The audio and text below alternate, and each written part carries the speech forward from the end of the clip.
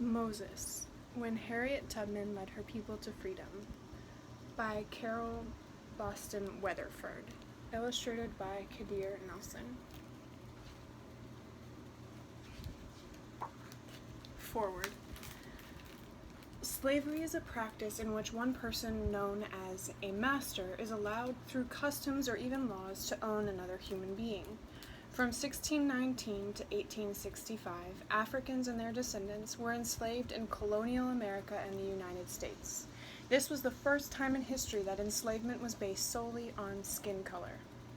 As property, slaves in the United States had no rights. A person born a slave was a slave for life and was forced to work long hours at sometimes dangerous tasks. Slaves who disobeyed could be severely punished. Further, slaves could be sold by one master to another. Such sales often separated slave families forever. Many states forbade slaves to learn to read and write. Slaves had almost no chance of improving themselves or their living conditions.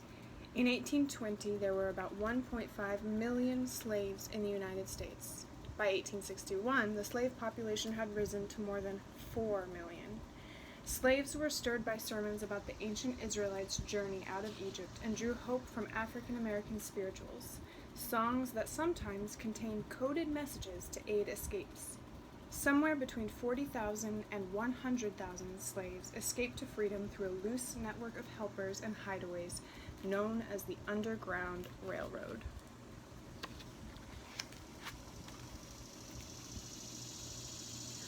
On a summer night, Harriet gazes at the sky and talks with God.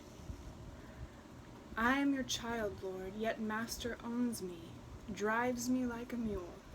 Now he means to sell me south in chains to work cotton, rice, indigo, or sugarcane, never to see my family again. God speaks in a whippoorwill's song. I set the North Star in the heavens, and I mean for you to be free. Harriet sees the stars twinkling. My mind is made up. Tomorrow I flee. God wraps her in the blanket of night, and she returns to the cabin, sleeps beside her husband one last time.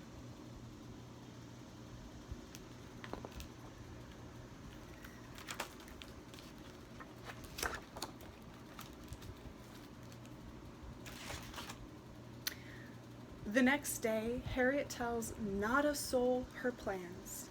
She grips the axe to chop wood, breathes deeply, and murmurs, Lord, I'm going to hold steady on to you. And God whispers back in the breeze, I'm going to see you through, child.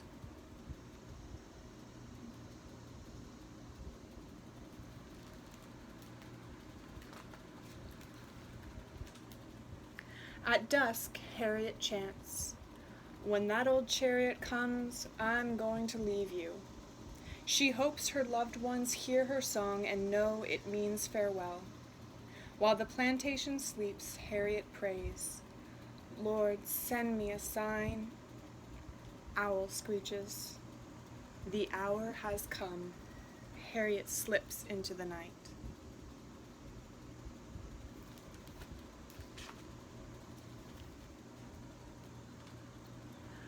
Running through the swamp, she hears frogs croaking and her own heart pounding. Lord, I can't make it alone. In the moon's reflection on the creek, she sees God's face. Harriet, you dreamed that saints saved you, but mortals will give you refuge.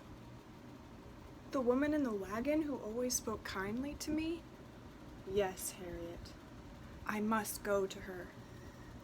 The woman points Harriet to safe havens, hiding places for runaways, and Harriet steals away into darkness.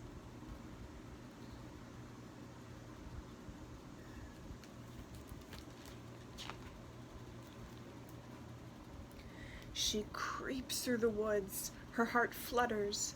Hush, hoofbeats. Please, Lord, don't let them catch me and take me back to face Master's whip. Don't let my journey end here. In the underbrush, Harriet sinks into a deep sleep. God cradles her. When she wakes, the men on horseback have passed, and day breaks. Thank you, Lord, for watching over me.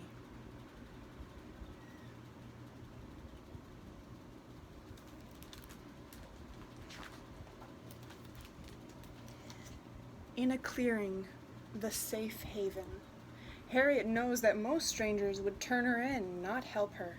But the farmer's wife feeds Harriet, then tells her to sweep the yard. I don't know who to trust, Lord.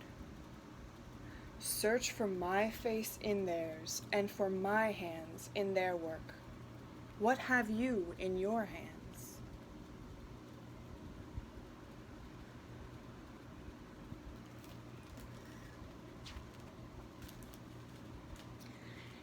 In a dust cloud, she sees the broom become a staff, then a rifle. Harriet startles, but holds on. I will arm you against your enemies, but you will not harm a soul, and no harm will come to you. The dust settles as she stops sweeping, and all is as it was.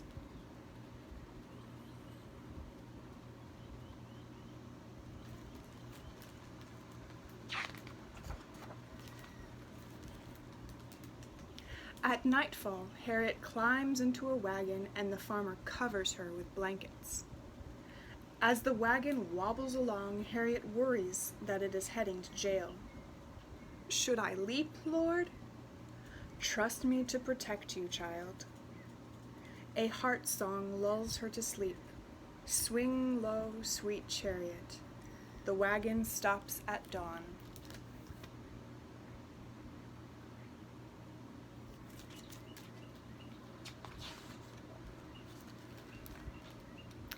Harriet walks till her legs ache, and then she leans against a tree. Lord, I miss my folks. Harriet, your father taught you to read the stars, predict the weather, gather wild berries, and make cures from roots. Use his lessons to be free. You will meet again. A mosquito buzzes in Harriet's ear. She rises and moves on.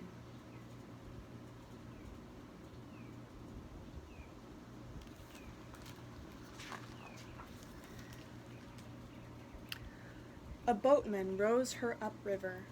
Back on shore, hounds snarl, sniff for Harriet's trail.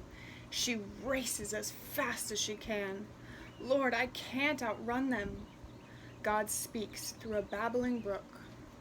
Shed your shoes, wade in the water to trick the dogs. Upstream the barking ceases, and fear washes away. Thank you, Lord.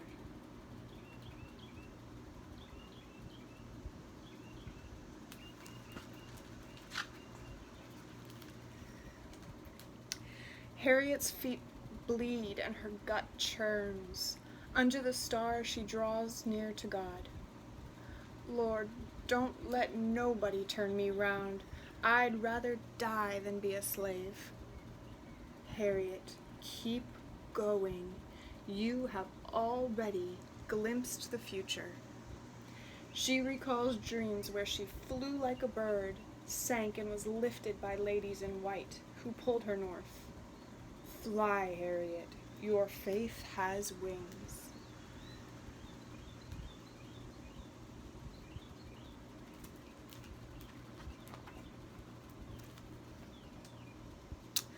Up ahead, she hears word that patrollers are nabbing runaways and crouches for days in a potato hole, dreams she is buried alive. Have you deserted me, Lord? Harriet, when you were a girl, you hid in a pig pen to shun the whip. You fought hogs for table scraps, almost starved before you faced the lash. I am with you now as I was then. An old prayer comes back to her. Lord, make me strong, help me fight.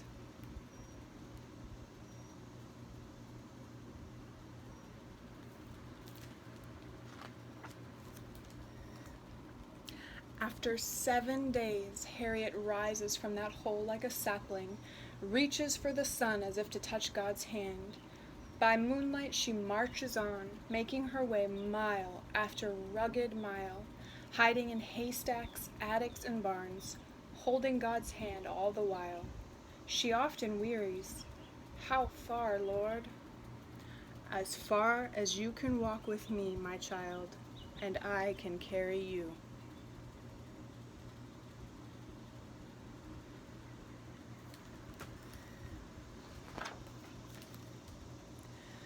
When Harriet is about to drop, a couple in a wagon ride by. They say slavery is a sin, and they take her on the last leg of her journey. Not far now, child, not far now. In the promised land, Philadelphia, the sun shines gold in the trees, and Harriet feels light as a cloud. She studies herself from head to toe to see if she has wings. Is this heaven, Lord? Not heaven, Harriet, free soil.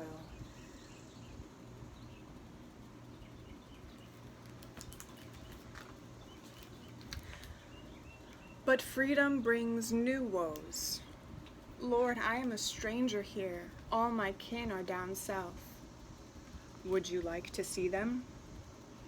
As Harriet dusts, her family's faces appear in the wood grain.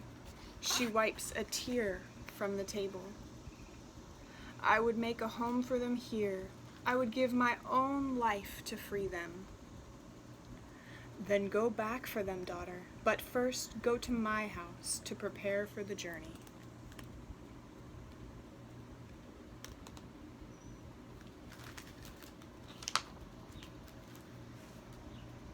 And Harriet goes to church, finds not just holy ground, but a stopping place, a station along the Underground Railroad that slaves travel to freedom.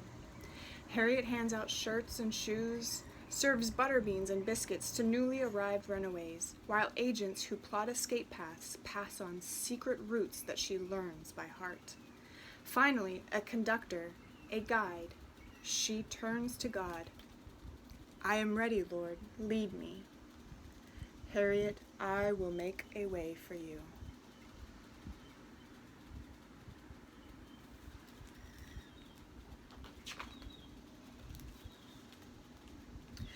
Risking her own life, Harriet returns to the dreaded South and rescues her family.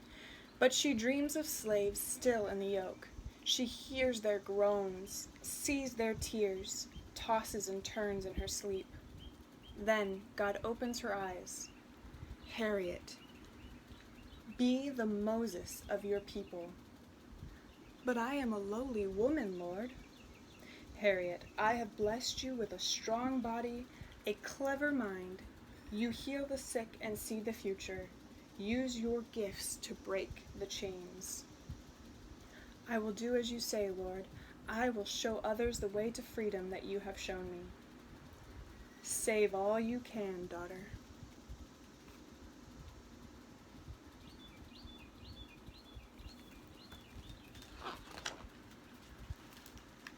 And Harriet heeds God's call, goes south again and again, keeps her bands of runaways moving, comes storms and rough country, clear to Canada, Canaan land. And when free souls sing her praises, she gives glory where it is due. It wasn't me, it was the Lord. I always trust him to lead me, and he always does.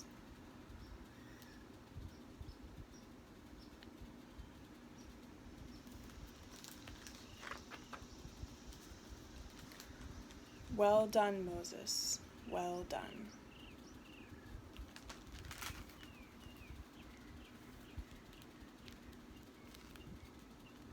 Author's note.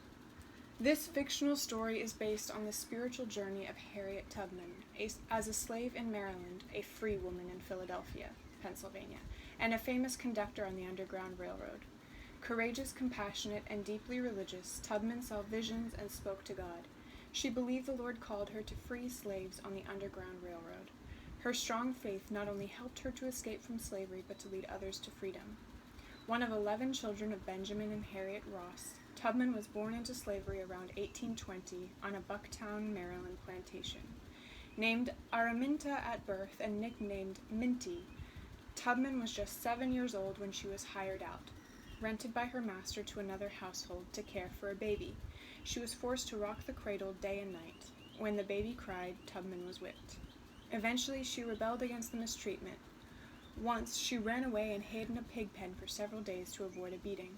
Another time, after Tubman went to work in the fields, she disobeyed an order to tie up a slave who had escaped.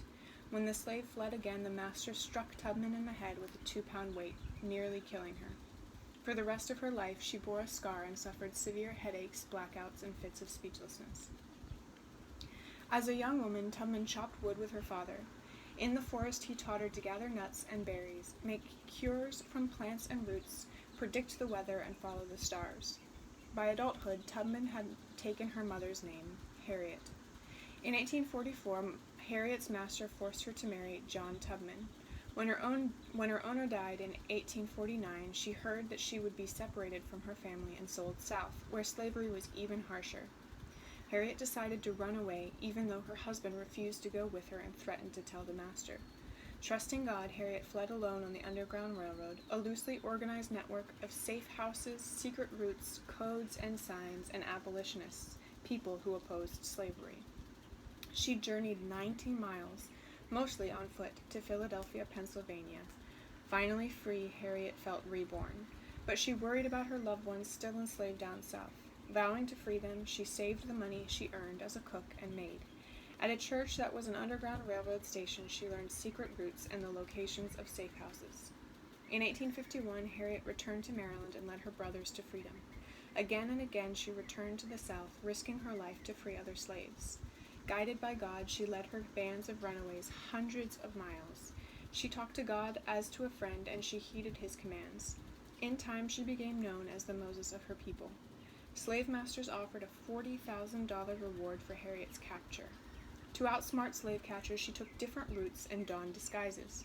She used medicine to hush crying babies and threatened to shoot runaways who begged to turn back.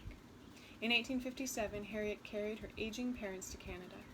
By 1860, she had gone south 19 times and freed as many as 300 slaves.